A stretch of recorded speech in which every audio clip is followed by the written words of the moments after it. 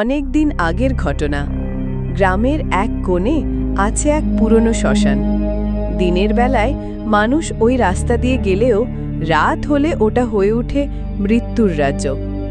কারণ শ্মশানের পাশে নাকি দেখা যায় এক অদ্ভুত সাদা শাড়ি পরা মেয়েকে।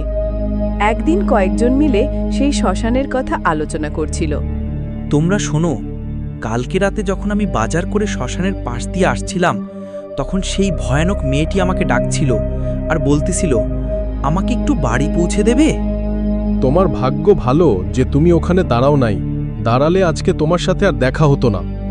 আরে ধুর, ভূত বলে কিছু নেই, ওসব মনের ভয় ছাড়া আর কিচ্ছু না। আমি কত যাওয়া আসা করি, কই আমি তো কিছু দেখতে পাই না। বাবা, রাত্রেবেলা ভুলেও ওই শ্মশানের পাশ দিয়ে যাওয়া আসা করো না।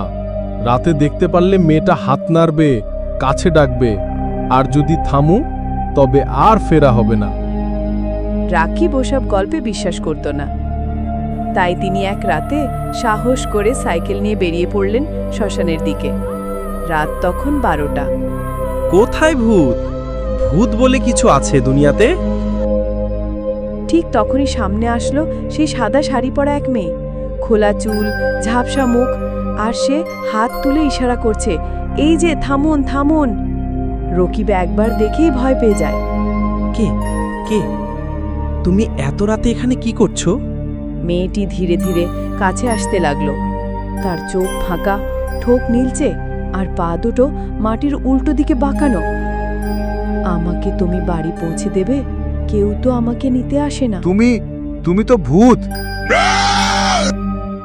পরের দিন ভোরে গ্রামবাসীরা শ্মশানের পথে একটি ফাঁকা সাইকেল খুঁজে পেল, কিন্তু রফিকের কোনো খোঁজ মেলেনি। আজও গ্রামের মানুষরা বলে সেই সাদা শাড়ি পরা মেয়ে প্রতি রাতে অপেক্ষা করে কেউ তাকে বাড়ি পৌঁছে দেবে।